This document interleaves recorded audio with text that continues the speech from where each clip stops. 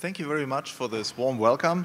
This is my very first trip to Brazil. I'm grateful for being invited by the Mises Institute Brazil, Mises Brasil, especially by Helio, and then the wonderful Kyokyo brothers. There are three of them who are taking part in this institute. So there's Cristiano. Finally, I've remembered the name because I called him all kinds of names: Francisco, Benedetto. So now it's Cristiano. That's very simple. Yeah. Yeah, okay, we won't tell all the jokes that we told the past few days. Cristiano, Roberto, and Fernando. Fernando is the happiest among the three brothers because he's the full-time libertarian activist. He has the pleasure to actually spend his time promoting the cause of liberty in Brazil, which brings me to my subject, which is liberty, the social order, and neoliberalism. Well, this is a very weird title. I mean, the second weirdest title that I ever had for a talk. The weirdest one was something like liberty, feminism, and money. And, and the only reason money was in the title because I didn't want to call it liberty, feminism, and sex, which would have attracted even more people. So we brought in neoliberalism because apparently there are widespread misconceptions, maybe not in this group, but in Brazilian society at large, that neoliberalism is about the worst thing that we can imagine on the right. And this is the true enemy that we have to face by these nasty people around the various Mises institutes that now exist in the world. So the point of the talk would be to give a little bit of enlightenment and to set the record straight where the true enemy is. Because for us, after all, neoliberalism is a better sort of social democracy. So now I would like to put this into context in my talk. I will first deal a little bit about, make one or two additions to what Professor Hoppe said in his talk about private law and public law societies, discussing a little bit the definition of liberty, then stress the emphasis that the kind of libertarianism that we stand for is Austro-libertarianism. So it's a political ideology informed by economic theory. And this is something that is relatively new in history and is unique in the present ideological landscape. And then finally, I will put this into historical context and try to show that Austro-liberalism, as we understand it today, is in very long historical continuity and can be traced back to the Middle Ages. So the first thing I think that should be stressed about the theory of Austro-libertarianism is that it is a political ideology. That is, the ultimate point is to discuss the conditions under which we may use force and also to define what is liberty and what is force in the first place. This is something that has been stressed in Murray Rothbard's book, The Ethics of Liberty, and in case it's not yet been translated into Portuguese, I encourage you guys, in particular Leandro is the chief translator of the Mises Brasil, to do this. This is a wonderful book and very important book in which Murray Rothbard just in the very opening chapters stresses that this is the whole point of political philosophy, to define what liberty is and its opposite, namely power or force, and to define the conditions under which the legitimate use of force is possible. Now, so if we want to define liberty and its opposite, force, we end up with a definition that Professor Hoppe has given, namely a definition that centers around the concept of private property. Now this, as outspoken as he has done it, is relatively recent. It can be traced back to Frédéric Bastiat, so a French economist who in the middle of the 19th century was the first economist to put the concept of private property in the center of economic reasoning. This is the starting point of all political thought. So we have a definition of liberty that says human beings are free to the extent that they freely dispose of their own body and freely dispose of all the things that they acquire through their own body. So they are the first users or first transformers of things that they find in nature. It's not the definition of liberty that we find very often in textbooks and in discussions and in the media and the school, which says something like, I'm free to the extent that I can do whatever I wish. Freedom in the absence of any obstacles. Now, this is a very pure, real definition. It's probably the first one that one falls into spontaneously. And it's at best then modified to the extent in a social context when we define political liberty as saying, I'm free to do whatever I want as long as I grant the same liberty to other people. Now, that's a fairly vague definition. So first thing here to notice is liberty can never mean the absence of any obstacle. This, ladies and gentlemen, is a sort of liberty that at best God can have. Some of you might not believe in God, but I can tell you, even from a conceptual point of view, even if you don't believe in God, that's the only type of situation in which we can imagine a being that is completely free of any obstacles. It's only God that can do this. Human beings cannot do this.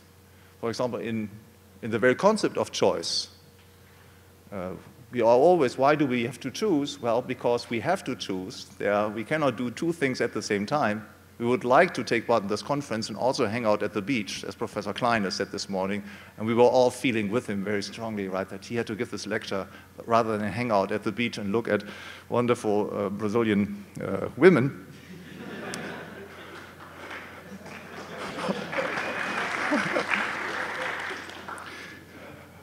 Also, here I sense a very interesting cultural feature. Okay, well, so human beings have to choose. So this is, for example, one thing that we cannot wish away, right? In the very situation of choice, we cannot choose not to choose. There's always something to which we have to renounce, which we cannot abrogate through any political arrangement, any arrangement of our own life. We always have to renounce to certain things. There are always obstacles that we confront.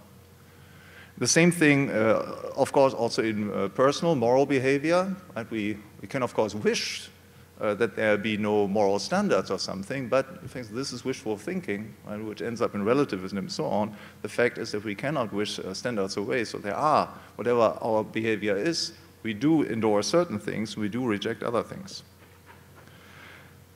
So liberty then, as far as human beings is concerned, is always constrained liberty. If we define liberty correctly, and we have an ordered liberty, and in defining liberty in relation to the concept of private property, and we are not, as Professor Hoppe has underlined, we're not coming up with a solution or with a conception that is unheard of, but which can trace back right to the Old Testament and probably even to older sources to the extent that we find any of those. Right? In the Old Testament, you have the first 3 or 4 commandments that stress allegiance to God and so our rights and our duties as far as God is concerned, and the rest turns around private property rights. Thou shalt not kill, thou shalt not steal, thou shalt not bear false witness, and so on, which are all property-relevant concepts. So political liberty then in the Austro-libertarian tradition, which reaches back far into the past, is the concept of ordered liberty. It's constrained liberty. And the resulting social order is then one ruled by natural law. It's a natural order. This is also something that Professor Hoppe has stressed. The particularity of Austro-libertarianism is that it goes into more detail analyzing the logical alternative to this constrained liberty, namely intervention through the force of government. So we can now define what force is, we can define what power is. Force or power relations are all those that involve the violation of property rights. Violations of property rights, be they be committed by ordinary criminals or be they committed by governments. And as far as the social consequences are concerned, there are few differences. What Austrians, and before them, some of the classical economists have then stressed, their originality consists in analyzing the consequences of violations of property rights. And we can summarize these consequences under 2 or 3 headings. The first one would be all government interventions either hamper the exercise of natural liberty and therefore hamper natural productivity. And in hampering natural productivity, they impoverish society. This is the case when governments tax. This is the case when governments regulate the population, so they impose different behavior on them than they would have chosen spontaneously. Second, governments encourage irresponsible behavior. And in encouraging irresponsible behavior, they also inflict losses on society. This is very clear-cut in the present situation on the financial markets, right, which are in a deep crisis thanks to a very long-standing government intervention that has systematically de-responsibilized banks and other financial market participants. And we have central banks that have been created through government institutions, through laws, and the purpose of which was to stabilize the price level, or stabilize the banking system, and which, as a consequence, have encouraged irresponsible behavior on the side of banks and other financial participants. Right? Central banks bail out and refinance under particularly favorable conditions banks, and as a consequence, these banks have less incentives to protect themselves. So they hold less liquidity, they hold less equity, and they also have a greater incentive to engage in risky investments which tend to provide greater returns.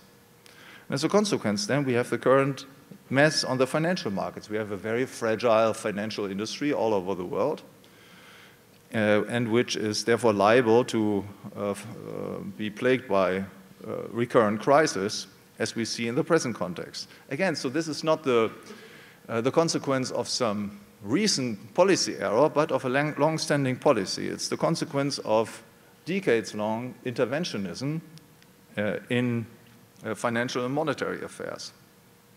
Finally, governments impoverish us third. So the first thing would be by regulating and taxing the population. The second thing would be the encouragement of irresponsible behavior. And third, governments impoverish us by creating illusory security, or by creating illusions as far as the true nature of causal relations are concerned. So governments, precisely because their policies tend to impoverish the population, pursue also policies to cover up these facts. That's the reason, as Professor Hoppe, again, has underlined in various of his writings, that's the reasons why governments have, for centuries, sought to obtain a monopoly on public education and have obtained it.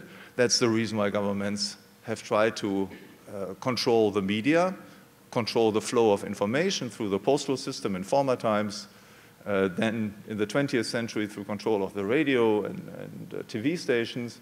And one of the amazing things of the internet is that for the first time, probably ever in recorded human history, governments have not been able to control, or fully control at any rate, a major vehicle of information flows.